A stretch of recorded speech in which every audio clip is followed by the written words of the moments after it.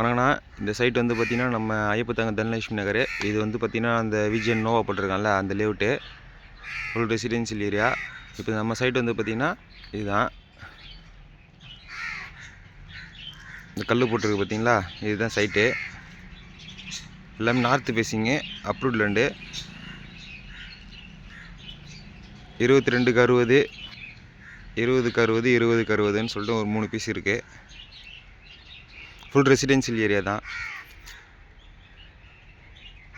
கரெக்டாக bus depot இருக்குது பார்த்தீங்களா, ஐயப்பத்தாங்கல் பஸ் டிப்போலேருந்து கரெக்டாக சைட் வந்து எக்ஸாக்டாக பார்த்திங்கன்னா ஒரு 1 கிலோமீட்டர் வரும், 1.5 சம்திங் வரும்.